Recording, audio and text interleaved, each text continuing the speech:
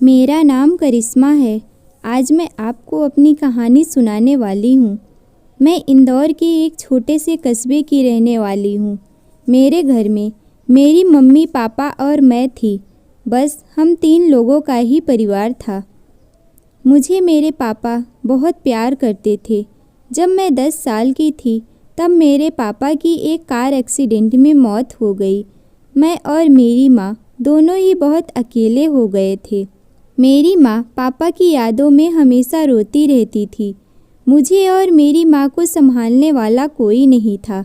मैं भी छोटी थी, इसीलिए माँ ने दूसरी शादी कर ली। लेकिन मैं नहीं चाहती थी कि मेरी मम्मी ऐसा करे। लेकिन उस समय माँ अकेली थी और सब कुछ संभालना माँ के लिए अकेले संभव नहीं था। इसीलिए माँ ने दूसरी शादी की। मुझे मेरे सौतेले पिता बिल्कुल भी पसंद नहीं थे। मैं उनसे नफ़रत करती थी। उन्हें पापा भी नहीं कहती थी। मम्मी ने कई बार कहा, यह तुम्हारे पिता हैं। अब यही सच है। लेकिन मैं उन्हें अपना पिता मानने को तैयार नहीं थी। मेरे लिए तो मेरे पिता इस दुनिया में नहीं हैं। मेरे लिए तो यह सिर्फ मेरी माँ के दूसरे पति थे। उनसे मेरा एक छोटा भाई भी है जो एजेंसी में काम करता था और अक्सर टूर पर भी जाया करता था। मुझे भी कभी कभी बोलता था साथ चलने को, लेकिन मैं मना कर देती थी। मैं अपने पिता और भाई दोनों के साथ ही नहीं रहना चाहती थी। मेरे सौतेले पिता जब भी मुझसे बात करते या पास आते, मैं उनसे बात भी नहीं करती। ऐसा चलता रहा। मम्मी ने यह सब देखते हुए मुझे मेरे मामा के यहाँ पढ़ने भेज दिया था।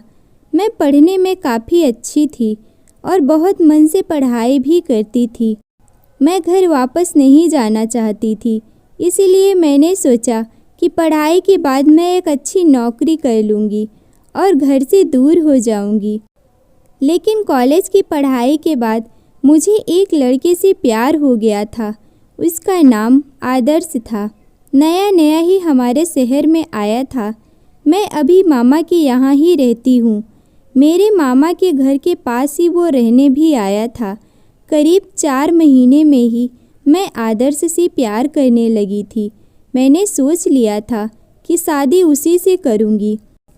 वो उम्र में करीब मुझसे 8 साल का बड़ा था। लेकिन मैं आदर्श से प्यार करती हूँ और प्यार में यह सब कहाँ देखा जाता है। मैंने मेरी माँ को बता दिया कि मैं आदर्श से शादी करना चाहती हूँ। मेरी माँ ने कहा, ठीक है, उन्हें घर बुला लो। मैंने आदर्श को मिलने के लिए मेरे घर बुलाया।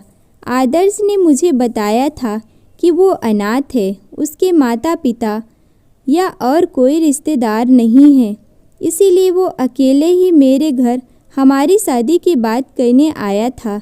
मुझे बस मेरी माँ की हाँ चाहिए थी। मेरे पिता से मुझे कोई मतलब नहीं था, लेकिन वो भी वहीं थे। जब आदर्श से मेरी माँ मिली तो उन्हें आदर्श पसंद आ गया और उन्होंने मुझे शादी के लिए हाँ बोल दिया। मैं खुश थी। आदर्श अपने घर चला गया। मैंने मेरे पिता से कुछ भी नहीं बोला। अगले दिन मम्मी भी कुछ काम से बाहर गई थी और मैं घर में अकेली थी। तब मेरे सौतेले पिता मेरे पास आए और बोले, तुम उस लड़के से शादी नहीं करोगी। मैंने कहा, आपसे किसने पूछा? चले जाइए आप यहाँ से, मुझे आपसे कोई मतलब नहीं है। यह बोलकर मैं वहाँ से जाने लगी। तब उन्होंने मेरा हाथ पकड़ा और फिर कहा, तुम उस लड़के से शादी नहीं कर सकती। इस बार उनकी आंखों में थोड़ा गुस्सा था। मैंने गुस्से से कहा, मेरा हाथ छोड़िए और मुझसे दूर रहिए। मैं अपने कमरे में गई और दरवाज़ा बंद कर लिया। जब माँ वापस आई तब मैंने कहा कि तुम्हारा पति मेरे साथ बदतमीजी कर रहा था। माँ डांटते हुए बोली, चुप रहो, कुछ भी उनके बारे में मत बोलो। वो हमेशा तुम्हारा भला सोचते हैं और तुम कुछ भी उनके बारे में बोलती रहती हो। वो तुम्हारे पिता हैं, उनके बारे में ऐसा बोलते हुए तुम्हें शर्म नहीं आती? मैंने मेरी माँ को कोई जवाब नहीं दिया। मुझे ऐसा लग रहा था कि जैसे मेरी माँ की आंखों पर तो उनके प्यार की पट्टी बंधी है। इसीलिए वो उन्हीं की भाषा बोल रही हैं। माँ ने फिर रात में मुझसे कहा, लड़का तो सही है ना, उसके बारे में तू अच्छे से जान पहचान निकलवा ली है ना। मुझे समझ में आ गया था कि मेरे सौतेले पिता ने इनके कान भर दिए हैं। मैंने कहा कि खोट आदर्श में नहीं है, तुम्हारे पति में है। वो मेरी शादी नहीं होने देना चाहते। पता नहीं उनके दिल में क्या है, वो क्या चाहते हैं। लेकिन चाहे कुछ भी हो, मैं आदर्श से ही शादी करूंगी। मेरा फैसला मेरी माँ अच्छे से जान चुकी थी, इसीलिए हमारी शादी तय हो गई। 1 महीने बाद ही शादी की डेट रखी गई। शादी की तैयारियां होने लगी। मैं बहुत खुश थी। इस दौरान मैंने अपने पापा की आंखों में अजीब सी बेचैनी देखी। मुझे साफ दिखाई दे रहा था कि वो इस शादी से खुश नहीं थे। वे नहीं चाहते थे कि मेरी शादी हो। आखिर कोई बाप ऐसा सोचेगा क्या, लेकिन वो मेरे सगे पिता तो नहीं थे, इसीलिए शायद उनसे मेरी खुशियाँ देखी नहीं जा रही थी। आखिरकार शादी का दिन आ गया। सुबह सुबह ही अकेले मैं राहुल से छत पर बात कर रही थी। मुझे अंदाज़ा भी नहीं था कि मेरे साथ ये सब होने वाला है। जैसे ही मैंने फ़ोन रखा, मेरे मुंह पर किसी ने पीछे से रुमाल रखा और मैं बेहोश हो गई। जब मुझे होश आया तब मैं एक कमरे में बिस्तर से बंधी थी। मेरा मुंह भी बंद था। मेरी शादी वाले दिन मुझे यहाँ कौन उठा कर लाया? थोड़ी देर बाद कमरे का दरवाज़ा खुला और सामने थे मेरे सौतेले पिता। उन्होंने मेरे साथ यह किया था, पर आखिर क्यों? वो मुझे यहाँ क्यों उठा कर लाए थे? मुझे वो पसंद नहीं थे, लेकिन वो इस हद तक गिरे हैं मुझे नहीं पता था। ऐसा तो मैंने उनके बारे में सोचा भी नहीं था। मैं बस यही सोच रही थी। तब वो बोले, मैं तुम्हारी शादी उस लड़के से नहीं होने दूंगा। वो खाना लेकर आए थे। उन्होंने मेरा मुंह खोला। मैंने कहा, क्या चाहते हो? मेरी शादी से इतना परेशान क्यों हो और मुझे यहाँ बांध कर क्यों रखा है? यही है तुम्हारा असली चेहरा।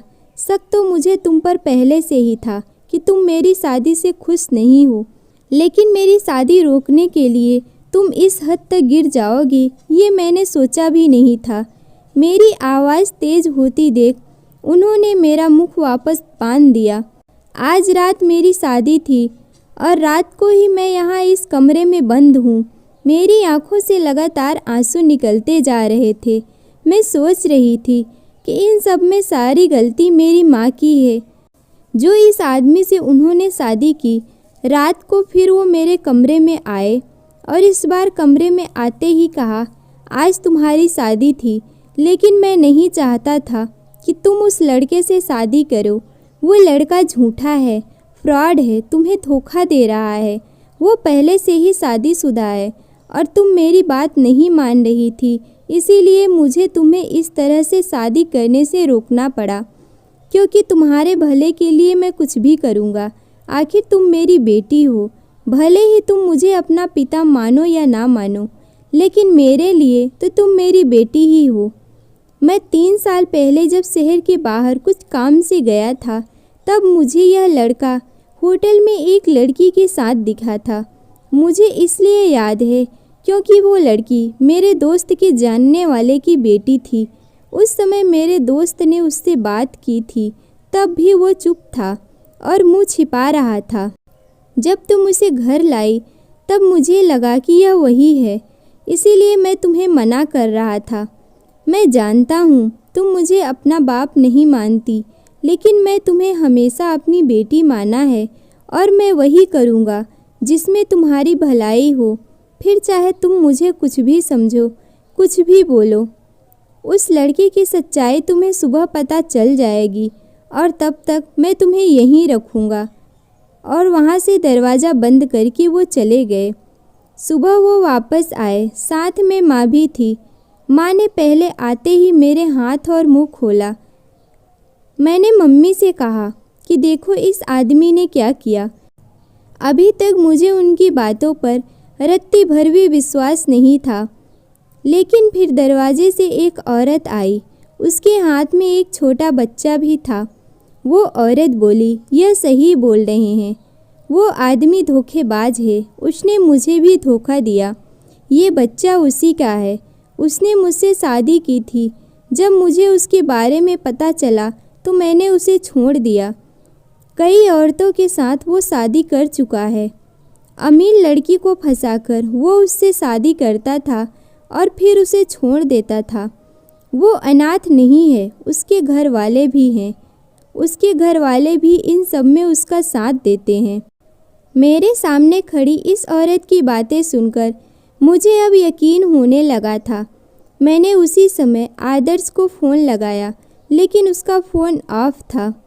शायद उसे भी पता चल गया था कि उसकी सच्चाई सामने आ गई है। हमने उसके खिलाफ पुलिस में रिपोर्ट दर्ज कराई। अब जो भी कार्यवाही होगी वो पुलिस करेगी। मेरे पिता उसके बाद भी मुझसे बात नहीं कर रहे थे। वो पहले जैसे ही रह रहे थे, जैसे ये सब कुछ हुआ ही ना हो। मैं उनसे बात करना चाहती थी। मेरी सारी नाराज़गी अब दूर हो चुकी थी। 5 दिन बाद ही उनका बर्थडे था। मैंने पहली बार उनके लिए केक बनाया और उन्हें सरप्राइज़ दिया। उन्हें पहली बार मैंने हैप्पी बर्थडे पापा बोला। मेरे ऐसा बोलते ही उनके आंखों में आंसू आ गए। शायद इतने सालों से उनकी आंखों में दबे हुए थे। वे बोले, बेटा अब बस, मुझे इस ज़िंदगी से कोई शिकायत नहीं। तुमने मुझे अपना पिता मान लिया है ना, अब मुझे ज़िंदगी में कुछ और नहीं चाहिए। तुमने मुझे पापा कहा, बस मैं इतना ही सुनना चाहता था। तब मुझे समझ में आया कि मैं कितनी कच्ची हूँ इंसान पहचानने में। घर में मेरे सामने मुझे इतने प्यार करने वाले पिता थे और उनका मैंने कभी सम्मान नहीं किया और बाहर उस आदर्श की झूठी बातों में आ गई। मेरे पिता ने न सिर्फ मेरी लाइफ बचाई, बल्कि मुझे यह भी बताया कि मैं कितनी गलत थी। अब मैं अपने पिता के साथ खुशी खुशी रहने लगी। आपको यह कहानी कैसी लगी? कमेंट कर हमें ज़रूर बताइएगा। आपको हमारी यह कहानी पसंद आई हो तो वीडियो को लाइक करें। इसी तरह की अच्छी कहानियों के लिए आप हमारे चैनल को सब्सक्राइब कर सकते हैं। मिलते हैं आपसे अगली ऐसी ही कहानी के साथ। तब तक के लिए धन्यवाद।